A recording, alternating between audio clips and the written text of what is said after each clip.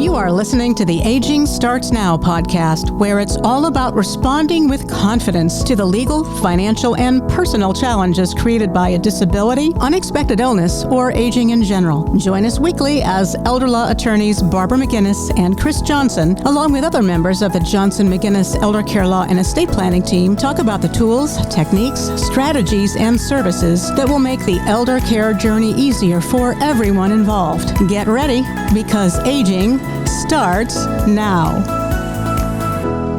Welcome to Aging Starts Now, a podcast by Johnson McGinnis Elder Care Law and Estate Planning. I'm Dana Hentschel, the Outreach Coordinator here at the firm, and today we're talking about something that more and more families are thinking about: how to successfully age in place while staying safe, supported, and connected. But aging in place doesn't happen in isolation. It takes a team. And that's where organizations like the National Aging in Place Council come in, NAIPC for short. This council brings together professionals from a wide range of fields to help older adults and their families navigate the complexities of aging with greater confidence and coordination. Joining me today is Beth Bedore, who is actively involved with the Tennessee chapter. And today we're going to explore what the National Aging in Place Council is, how the Tennessee chapter operates, and what this kind of community-based collaboration is so important for families and professionals alike. Beth, thank you so much for being here today. Thank you for having me. So for our listeners who may not be familiar with what the National Aging in Place Council is, what role does it play in supporting older adults and families? So the National Aging in Place Council is a national organization that comes together, bringing professionals together, people such as people that work in healthcare, housing, attorneys, and financial advisors, bringing us all together to support our community. And one of the biggest things with NAIPC is that we are here to educate the community. NAIPC is a nonprofit. It's both a 501c3 and a 501c6. So for the 501c3, that's more like your charities and what you typically think of with a nonprofit, such as like Make-A-Wish Foundation or like the McDonald House. But what I love most is the 501c6, and that is bringing professionals together to educate the community. Okay. So what's the overall mission of this organization, and why is this mission so important today? It seems like it might have kind of two missions. Well, it's to educate and connect the community so that people can age well with the right support before there's a crisis. Many times, with my background, I've seen people that are in crisis. And so we're coming together to educate to avoid the crisis as much as possible. Right. Well, it seems like I know that we know each other from a lot of senior networking groups for professionals, and there's so much great education and good stuff that are in those groups, but it doesn't really filter out into the community. And it seems like that's one of the goals of this organization, is that, yes, this is a networking information sharing group for professionals, but let's not keep it to ourselves. Let's spread the knowledge to people who actually need these services. That's so true. Here in our area, we have the best networking for seniors and such a large community. But what we don't do is get out and really educate the community together.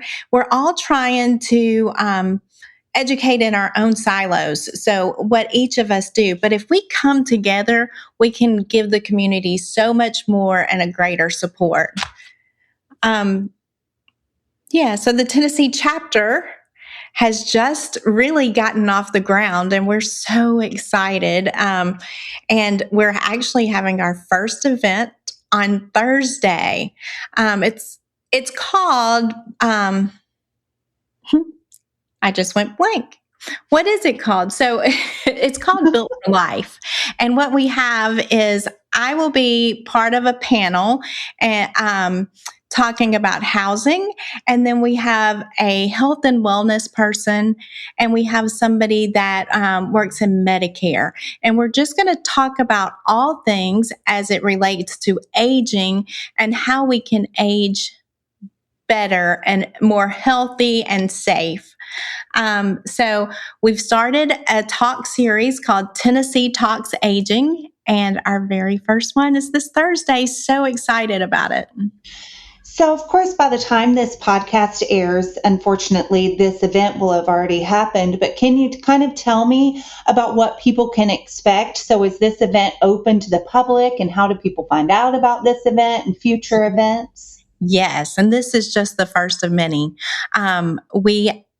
We also have a downsizing club that I didn't think to mention, but that has actually already started, and we host that at 50 Forward in Brentwood, and have about 10 people that come each week, and we just are looking at what it takes to downsize, because oftentimes aging in place is not aging in your own home. And so, there has to be preparation, especially if you've lived in a house for 30 years or so. So we're coming together and supporting each other, and it's really just a group supporting one another as they prepare to downsize.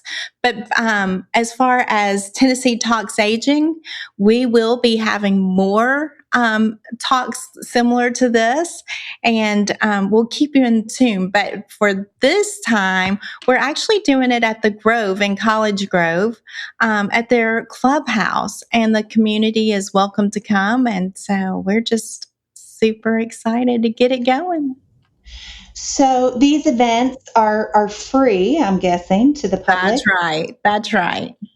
And is there a certain who should come to these types of events? I mean, what are you targeting? A specific age, a specific type of person? Is it just 50 plus, 60 plus, healthy older adults, or so who's all the of the target above? audience? So 50 plus is really the target, and anybody that has an aging parent, because as we know, a lot of times that responsibility falls back on the adult child.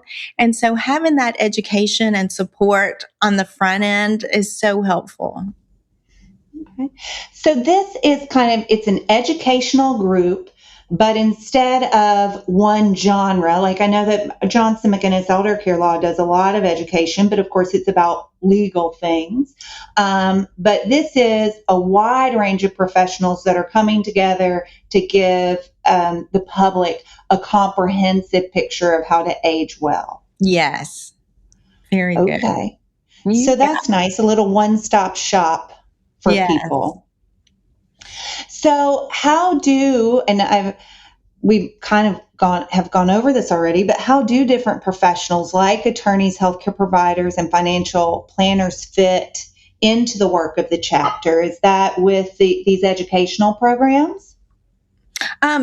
Through the educational programs. And because our chapter is brand new, it's one of those things where it's going to be constantly evolving. And so we've started with the educational programs, but we also want to do community outreach events just to even educate the community that we are, that they have this support system, because until now we haven't. And so we'll be doing more events just to get the word out that National Aging in Place Council is here in Tennessee.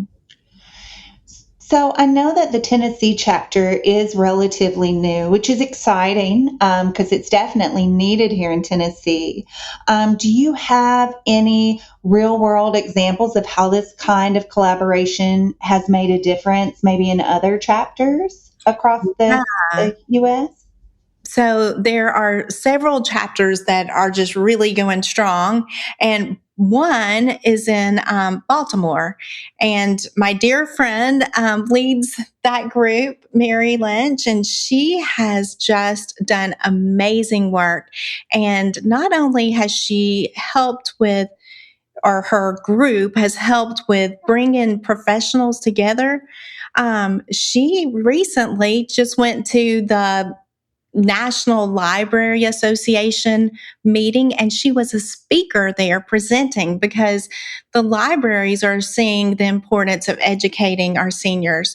And her chapter is actually partnering with the libraries. And she's brought a lot of awareness through National Aging in Place Council on a national level to the libraries.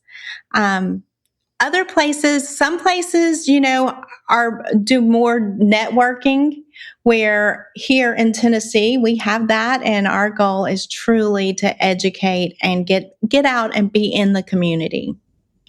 Okay. Well, if someone is a professional working with older adults, how can they get involved with this Tennessee chapter? Well, they're always welcome to call me. I am the chair of the Middle Tennessee chapter, and we've although Tennessee is it's such a large state, we have people in Chattanooga and in East Tennessee. We're still working to get West Tennessee started. But if they want more information, they should go to the NAIPC website, and you can look to be a member there. You can join there, and all you have to do is just say that you're in the Tennessee area, so that you're sure to be connected with the right group. Okay. And I'm guessing elder law attorneys like Johnson McGinnis Elder Care Law and Estate Planning, maybe home health companies, non-medical home health companies, financial planners, realtors that specialize in helping seniors, a wide range of professionals, I guess, would be welcome. Yes, from bankers to people who help organize and moving companies.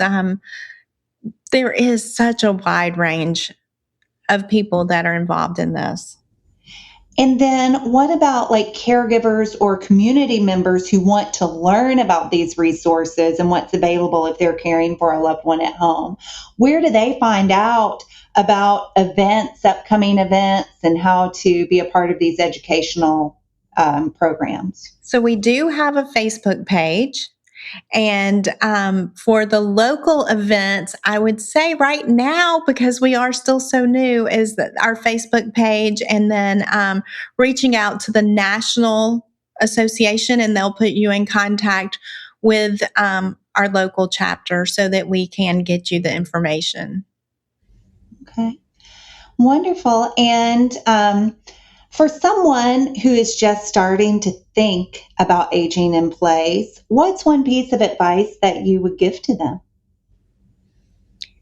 So if they're beginning to think of aging in place, first, it's really to look at your home environment and think about what it is that you want for your future. Is it community? Is your home actually working for you? Or do you see that in 5 to 10 years, that home may not work for you?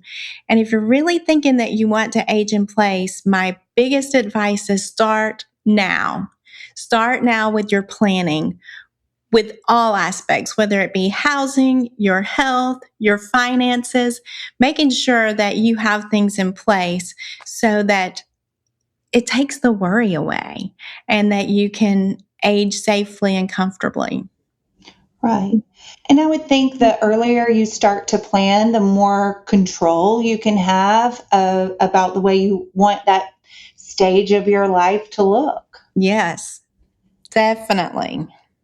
And I'm guessing too that resources, people don't know, all of the resources that are available to them as far as like home modifications, help in the home, what they need to be looking for as far as like wide doors. I don't think people think about the width of their doors. And if they were to ever be in a wheelchair, I know that the home that I'm in now, my father-in-law can't fit through the door because he is in a wheelchair. That's So people don't think about these things. And so these free events are tools that you can use to help shape a more successful aging plan.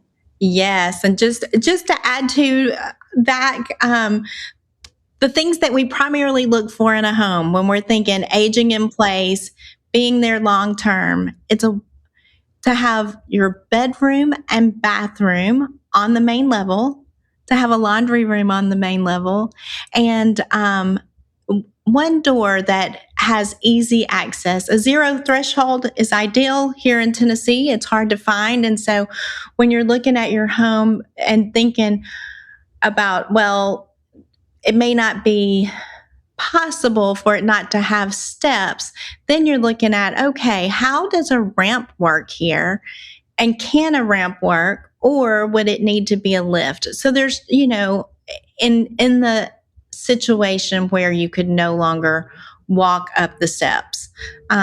Steps are one of those things. I recently heard a quote that if you have steps, then aging in place has an expiration date. Well, it does definitely cause many issues along the way. So we want to be careful with steps. Right.